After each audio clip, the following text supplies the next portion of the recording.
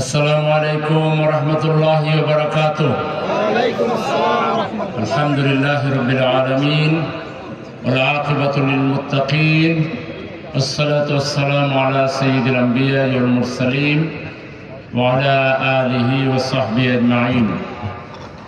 বাংলাদেশের গণমানুষের প্রাণপ্রিয় কাফেলা, শহীদি কাফেলা বাংলাদেশ জামাত ইসলামী ঢাকা মহানগরী উত্তরের পল্লবী উত্তর থানা কর্তৃক আয়োজিত আজকের এই ঐতিহাসিক সম্মেলনের সম্মানিত সভাপতি, সংগ্রামী জননেতা মাওলানা মোহাম্মদ সাইফুল কাদের, মঞ্চে উপবিষ্ট পল্লবী জোন জামাত ইসলামীর সম্মানিত পরিচালক, মহানগরী কর্ম পরিষদ সদস্য জনাব মোহাম্মদ নাসির উদ্দিন, অন্যান্য সম্মানিত অতিথিবৃন্দ, সুধী মণ্ডলী, সাংবাদিক বন্ধুগণ, অত্র এলাকার সর্বস্তরের সম্মানিত মা এবং বোনেরা, প্রশাসনের বিভিন্ন পর্যায়ের ভাইরা এবং আজকে যাদেরকে নিয়ে আয়োজন আমাদের প্রাণপ্রিয় সহযোগী কর্মী ভাইরা, আমরা 2024 সালের 36শে জুলাই তথা 5ই আগস্টের বিপ্লবের মধ্য দিয়ে একটি নতুন বাংলাদেশে বসবাস করছি। এই মুহূর্তে দেশের জনগণের একমাত্র প্রত্যাশা এই দেশটা যেন আমরা সকলে মিলেমিশে ঐক্যবদ্ধভাবে একটি সমৃদ্ধ বাংলাদেশ হিসেবে গড়ে তুলি। রাজনীতি বলা হয় মানুষের কল্যাণের জন্য। মানুষ আশা করে বিগত 53 বছরে রাজনৈতিক দলের কিছু অংশ এবং তাদের কর্মীরা যারা এদেশের মানুষের অকল্যাণ করেছেন, ক্ষতি করেছেন, দেশের জনগণের বিরুদ্ধে যারা বিভিন্ন কারণে ভূমিকা রেখেছেন, তারা তাদের পুরাতন স্বভাব এবং অভ্যাসকে পরিবর্তন করে একটি সৌহার্দ্যের, সম্প্রীতির, ঐক্যের একটা বাংলাদেশ তারা রচনা করবেন। রাজনীতিবিদরা, রাজনৈতিক দলগুলো তারা তাদের কর্মসূচি জনগণের সামনে ভদ্রভাবে তুলে ধরবেন। তারা আগামী দিনে কি করতে চান, কিভাবে করতে চান, জনগণের সামনে তারা সুস্পষ্টভাবে পেশ করবেন। জনগণ যার কথা গ্রহণ করে, যাকে বিশ্বাস করে, তারাই আগামী দিনে দেশ পরিচালনা করবে, বাকিরা তাদেরকে সহযোগিতা করবে। এটাই হচ্ছে এদেশের আপামর মানুষের এই মুহূর্তে প্রত্যাশা। মানুষ পুরাতন ফ্যাসিবাদীদের মতো কোন ব্লেম গেম, কোন ট্যাগ লাগানোর রাজনীতি, পক্ষ বিপক্ষের রাজনীতি, আমি বড় তুমি ছোট, এইটা সেটা বলে জনগণের মধ্যে কেউ বিভাজন তৈরি করে আবারও ফ্যাসিবাদের পথকে উন্মুক্ত করুক, আবারও আধিপত্যবাদের পথকে উন্মুক্ত করুক, এটা এদেশের জনগণ চায় না। এদেশে যদি কেউ গঠনমূলক রাজনীতির বাইরে গিয়ে আবারও সেই ত্যাগের রাজনীতির দিকে যান, আবারও যদি বিভাজনের রাজনীতির দিকে যান, আবারও যদি কোনো হিংসাত্মক কথাবার্তা বলেন, জাতিকে কষ্ট দেওয়ার চেষ্টা করেন, এদেশের জনগণ ধরে নিবে আপনারা সেই ফ্যাসিবাদের রূপক, ফ্যাসিবাদের এক্সটেনশন হিসাবে, ফ্যাসিবাদেরই আপনারা উত্তরসূরি হিসাবে ভূমিকা রাখছেন। সংগ্রামী ভাইরা আমার, আজকে বাংলাদেশ নানাভাবে ক্ষত বিক্ষত হয়েছে বিগত 53 বছরে। এদেশে এমন একটা শ্রেণীর কথা বলেন, যেই শ্রেণীর মানুষেরা, যেই পেশার মানুষেরা বলবে যে আমরা খুব ভালো ছিলাম বা আমরা ভালো আছি। আপনারা যদি শিক্ষকদের কথা ধরেন তাহলে, বা শিক্ষা প্রতিষ্ঠানের কথা যদি ধরেন, কিংবা শিক্ষা ব্যবস্থার কথা যদি ধরেন, তাহলে আমাদের শিক্ষকদের বেতন এবং মূল্যায়ন, সম্মান সবচেয়ে কম। আমাদের শিক্ষা প্রতিষ্ঠানগুলোর যে উন্নয়ন, অবকাঠামো উন্নয়ন, শিক্ষার মানের যে উন্নয়ন, শিক্ষাকে ইহলৌকিক এবং পারলৌকিক উভয় জগতের মুক্তির জন্য যেভাবে একজন ছাত্রকে তরুণকে গড়ে তোলা দরকার, তার কোনো সুপরিকল্পিত দিক নির্দেশনা শিক্ষা ব্যবস্থায় আমরা দেখি নাই। বরং শিক্ষাঙ্গনকে মিনি ক্যান্টনমেন্ট বানানো হয়েছিল, ছাত্রদের হাতে অস্ত্র তুলে দেওয়া হয়েছিল, মদ তুলে দেওয়া হয়েছিল। অস্ত্রের জঞ্জনানিতে আমাদের নিরীহ ছাত্ররা ছাত্রীরা তারা সঠিকভাবে পড়ালেখা করতে পারে নাই। আমাদের মেধাবী ছাত্ররা দেশে না থেকে তারা বিদেশে চলে গিয়েছে, বিদেশকে সার্ভিস দিচ্ছে। আবার অনেকে যে কোনোভাবে টিকে থেকে পড়ালেখা করলো, 25-30 বছর পড়ালেখা করার পরও তাদের চাকরি হয় না, পিয়নের চাকরি হয় না। তারা বেকারত্ব নিয়ে মা বাবার জন্য, সমাজের জন্য অভিশাপ হয়ে সমাজে তারা শেষ পর্যন্ত এমন সব কাজ করে যে কাজগুলো এই সমাজের জন্য মোটেই কল্যাণকর নয়।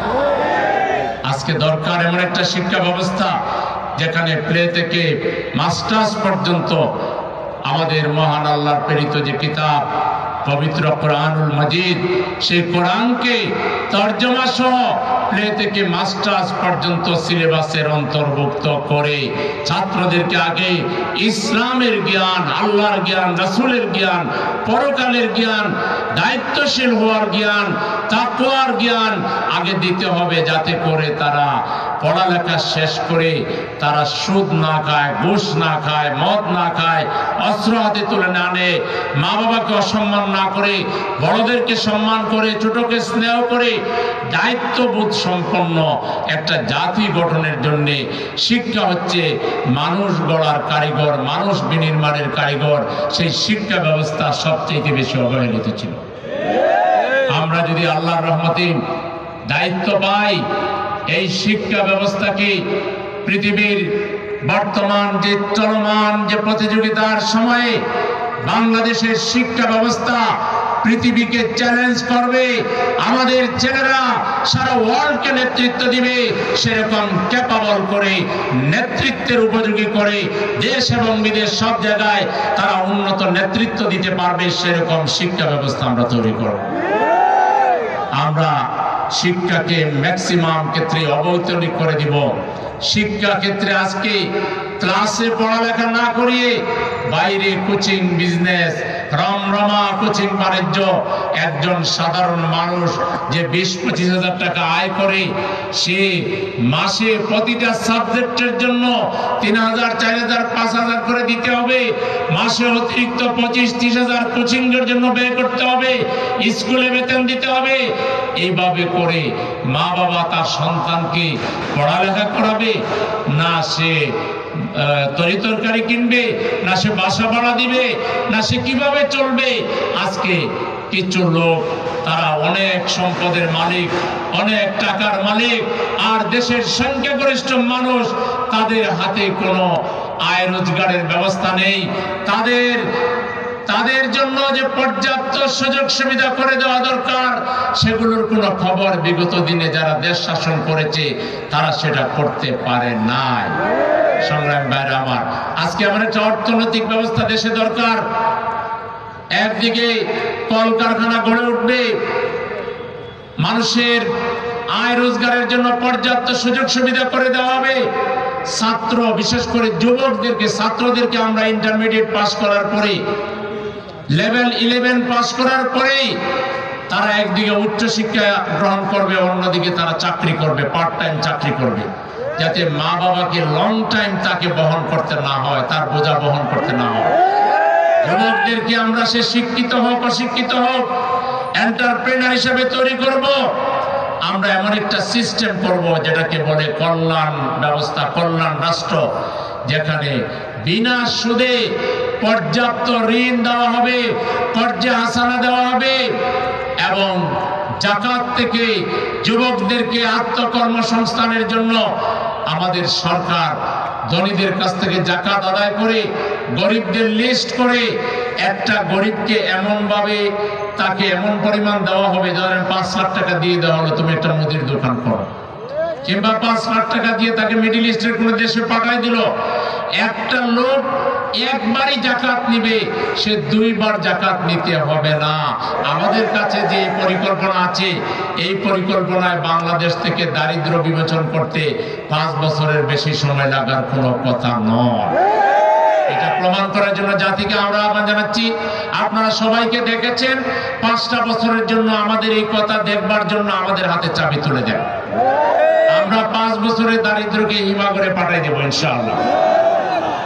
আমরা কৃষকের জন্য ভর্তুকি দিয়ে অথবা একেবারে ফ্রি তাদেরকে আমরা বীজ দিব, সার দিব, তাদেরকে আধুনিক যন্ত্রপাতি দিব, তাদেরকে আমরা কীটনাশক দিব, এগুলো দিব আমরা একেবারে চিপ রেটে, অথবা তাদের জন্য ইন্টারেস্ট ফ্রি লোনের ব্যবস্থা করব।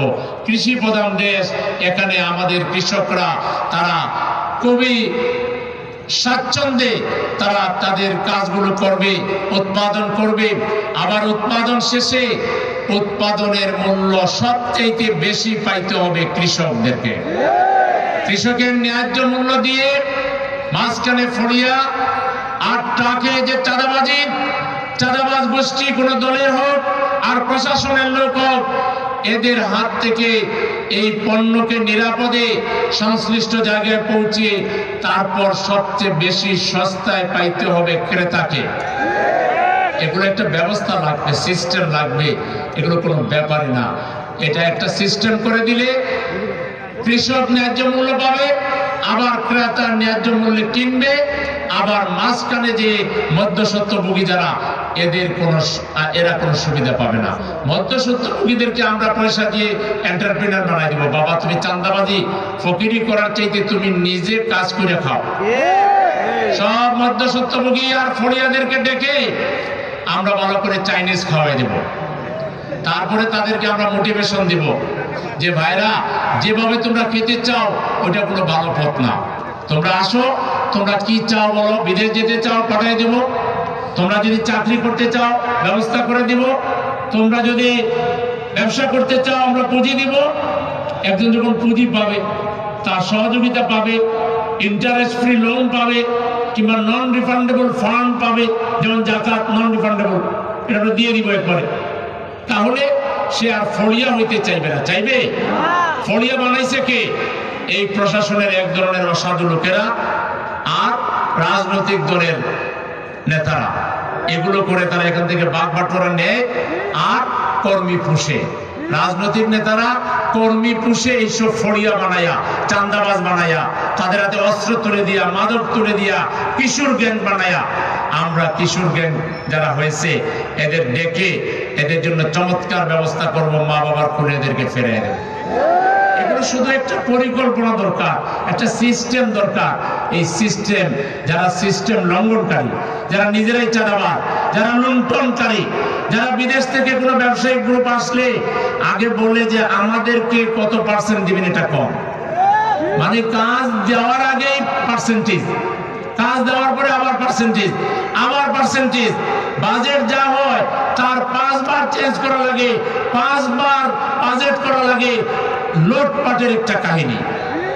এই লুটেরাদেরকে, এই চাঁদাবাজ গোষ্ঠীকে, টেন্ডারবাজ গোষ্ঠীকে আমরা শিকড়ের মধ্যে নিয়ে আসবো, নিয়মের মধ্যে নিয়ে আসবো। শিকড় মানে নিয়মের ভিতরে নিয়ে আসবো, নিয়ম মেনে এরাও কাজ করবে। আমরা চাঁদাবাজদেরকে ক্রস ফায়ারে দিব না, আমরা টেন্ডারবাজদেরকে তাদেরকে আমরা মেরে ফেলবো না, আমরা সমাজের খারাপ লোক যারা হয়ে গেছে এদেরকে মেরে ফেলবো না, এদেরকে বুকে টেনে নিয়ে বোঝাবো, এদের হাতে কাজ তুলে দিব, এরা সমাজের অ্যাসেট হয়ে যাবে।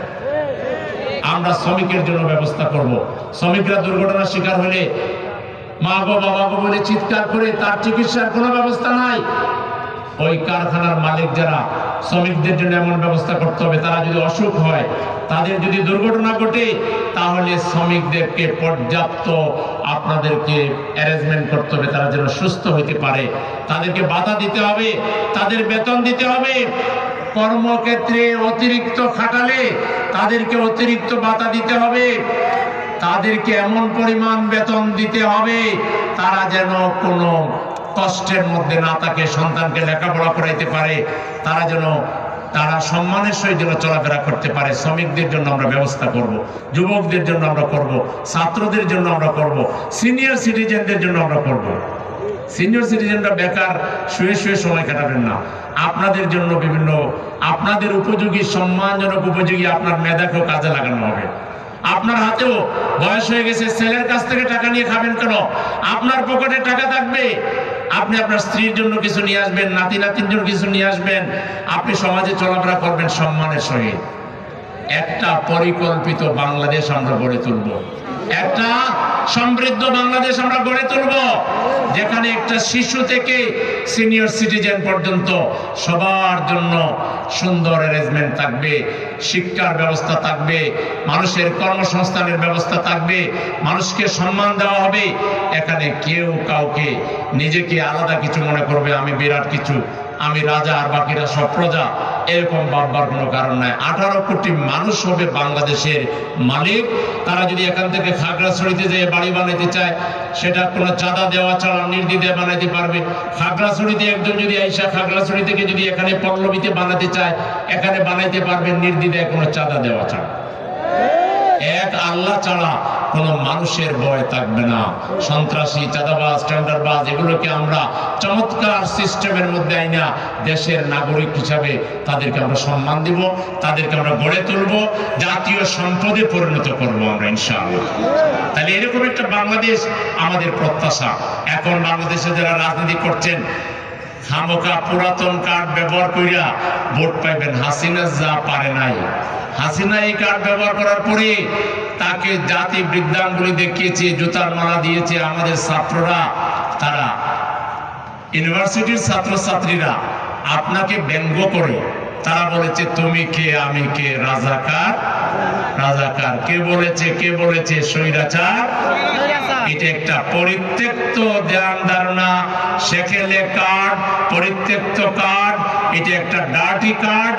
এই কার্ড বাংলাদেশে কেউ ব্যবহার করে জনগণের সমর্থন পাবেন, এটা ভাবলে বোকার স্বর্গে বাস করছে। কি করবেন? এই যে আমি বললাম, কৃষকের জন্য করব, শ্রমিকের জন্য করব, যুবকের জন্য করব, ছাত্রদের জন্য করব, শিক্ষাকে অবৈতনিক করব, চিকিৎসাকে আমরা ফ্রি করে দেব। আপনারা হসপিটালে যাবেন, 3 বেলা খাবেন, বাসা থেকে খাবার দেওয়া লাগবে না, স্বাস্থ্যসম্মত খাবার হসপিটাল প্রোভাইড করবে। আসার সময় আরেকটা ব্যাগ দিয়ে দিবে, যেখানে কিছু নিত্য প্রয়োজনীয় জিনিস থাকবে, কিছু ঔষধ দিয়ে দিবে। আপনি একটা কার্ড করা থাকবে, কার্ড নিয়ে দেখাবেন, সাথে সাথে আপনাকে অতীত রেকর্ড দেখবে আপনি কি করেছেন। এরপরে ডাক্তার সাহেব এসে আপনাকে চিকিৎসা দিয়ে দিবে, আপনি সুন্দরভাবে সুস্বাস্থ্যের অধিকারী হিসাবে বসবাস করবেন। এখন চিকিৎসা নেওয়ার আগে 10 গ্লাস পানি খাওয়া লাগে, কত যার টেস্ট যে দিবে, আর কত হাইকোর্ট আর সুপ্রিম কোর্ট দেখাবে, আর কত অবহেলা করবে, আর কত বসায় রাখবে, আর কি পরিমাণ টাকা আমাদের কাছ থেকে পকেট থেকে নিয়ে যাবে কোনো ব্যবস্থা না থাকার কারণে, ঠিক কিনা? আমরা চিকিৎসাকে ফ্রি করে দিব। আমরা এত সুন্দর ম্যানেজমেন্ট করব, বাজার ব্যবস্থা এত চমৎকার করব, যেখানে মানুষ তার ক্রয় ক্ষমতার মধ্যেই, তার আয়ের মধ্যেই সে বাজার থেকে ডিম কিনতে পারবে, চাল কিনতে পারবে, মাছ কিনতে পারবে, গোশত কিনতে পারবে। তার আইডিয়াল ফুড কেনার জন্য যা দরকার সেটা তার ব্যবস্থা থাকবে। এটাকে বলে কল্যাণ রাষ্ট্র। এই কল্যাণ রাষ্ট্রের ধারণা ইসলাম থেকে ধারণা নিয়ে ওয়ার্ল্ডের বিভিন্ন দেশ তারা এটা কিছুটা হলেও তারা বাস্তবায়ন করে। আমাদের এই দেশে রাজনীতি যারা করে তারা কল্যাণ রাষ্ট্র বলতে কি বোঝায়, জাকাত ভিত্তিক অর্থনীতি বলতে কি বোঝায়, কিংবা কর্জে হাসানা বলতে কি বোঝায়। কর্জে হাসানা বললে পাগল নাকি মিয়া? করজ আবার হাসানা কি হয়? হ্যাঁ, কর্জে হাসানা টাসানা এগুলো তারা জানে না। এগুলো যারা জানে, এদেশের আলেম ওলামারা এবং এদেশের ইসলামপন্থী রাজনৈতিক দল, বিশেষ করে জামাত ইসলামী, বিগত 53 বছরে আমরা কথার ফুল জুড়ে আমরা জড়াচ্ছি না। 53 বছরে আমরা ইসলামী ব্যাংকিং পদ্ধতি গড়ে তুলেছি, সুদবিহীন ব্যাংক চলতে পারে আমরা দেখিয়েছি। ব্যাংকার তৈরি করেছি, রাজনীতিবিদ তৈরি করেছি, অর্থনীতিবিদ তৈরি করেছি, শিক্ষাবিদ তৈরি করেছি। আমরা এমন শিক্ষা প্রতিষ্ঠান বানিয়েছি, জেনারেল এবং ইসলামিক, এগুলো বাংলাদেশের সেরা শিক্ষা প্রতিষ্ঠান।